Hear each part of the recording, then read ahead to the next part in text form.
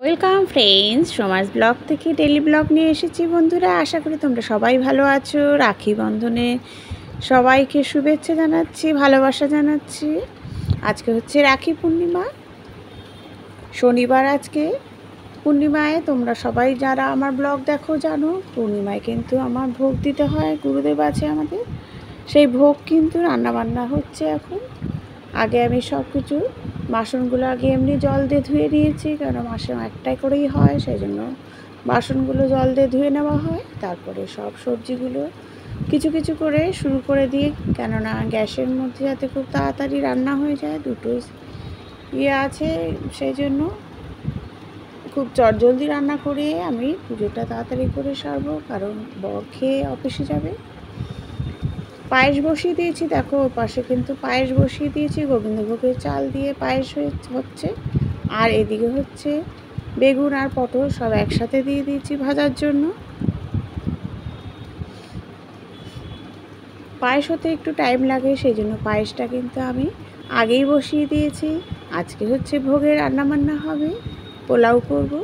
এদিকে পটল আলুর তরকারি, তার সাথে হচ্ছে 3 রকমের ভাজা আছে, আলু ভাজা, পটল ভাজা আর বেগুন ভাজা।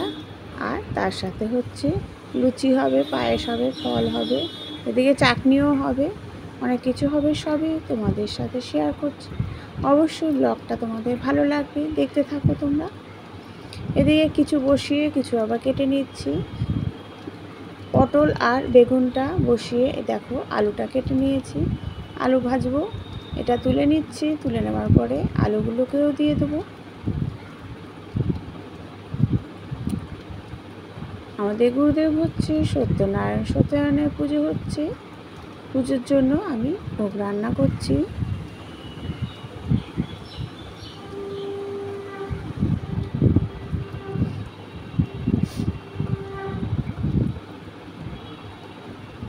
দেখো পায়েস বসিয়ে আমি সবজি কেটে কিন্তু 3 রকমের ভাজাও হয়ে গেছে।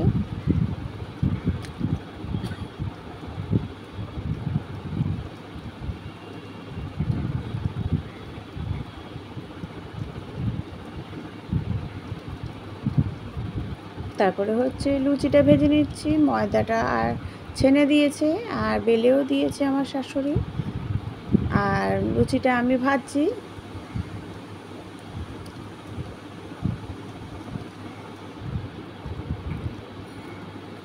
আর আমার শাশুড়ি ঠাকুর ঘরের কাজটা করছে।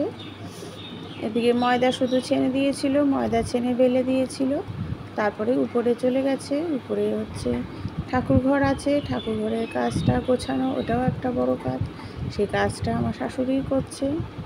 আগে রান্নাবান্নার কাজও করতো, সবই একসাথে করতাম, কিন্তু এখন যেহেতু আমি একটু তাড়াহুড়া করে করি, সেই জন্য সব কিছু একা হাতেই সেরে নিই।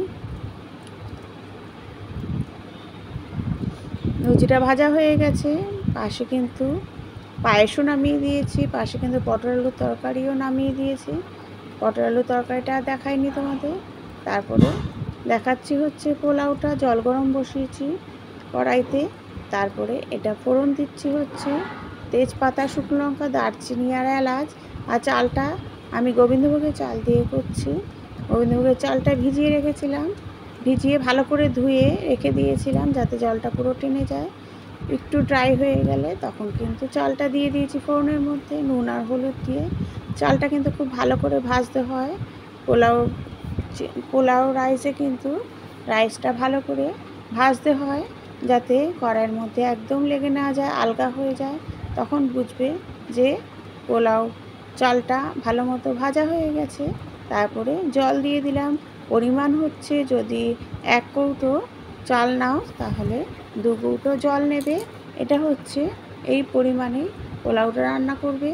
আর যেহেতু আমি অনেকবার করেছি, সেই জন্য আজকে আর কোনো মাপ নিইনি, এমনি আন্দাজেই করেছি।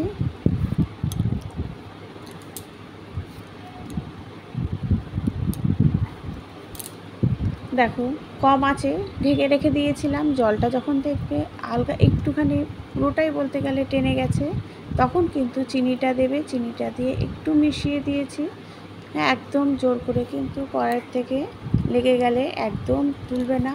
ঘি দিয়ে আবার ঢেকে দেবে, চিনি দিয়ে ঘি দিয়ে। দেখো ঘিটা দিয়ে আমি কিন্তু মিশাচ্ছি, শুধু আলগা করে মিশিয়ে দেব, কোনো কিন্তু নাড়াচাড়া বেশি করব না, নাড়াচাড়া করলে চাল ভেঙে যাবে। সেই জন্য একদম দেখো আলগা আলগা করে ঢেকে দিয়েছিলাম। আবার তারপরে গ্যাসটা একদম নিভিয়ে দেবে।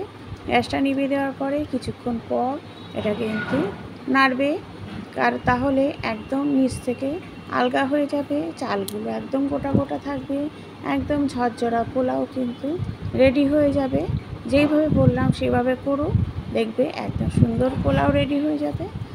তারপরে দেখো গুরুদেবের থালাটা আমি বাড়ছি, নিয়েছি হচ্ছে লুচি, পায়েস, আর বাড়া হয়ে গেছে, বাড়া হয়ে গেল হচ্ছে পটল আলুর তরকারি।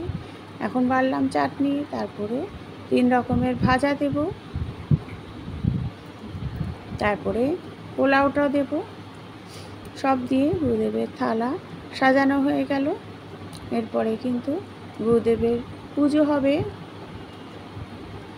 রাখি পূর্ণিমায় তোমরা কে কী করছো, সবাইকে আমি আমার ভালোবাসা জানাচ্ছি। যারা আমার ব্লগটা দেখো, অবশ্যই তোমাদের আজকের ব্লগটা আরও বেশি ভালো লাগবে আশা করি।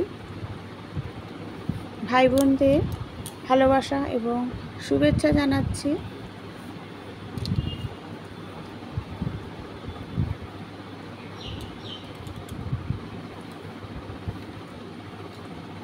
দেখো থালাটা সুন্দরভাবে সাজানো হয়ে গেছে।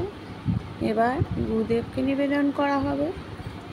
আশা করি তোমরা সবাই ভালো থেকো এবং যদি ভালো লাগে অবশ্যই পাশে থেকো। Thank you.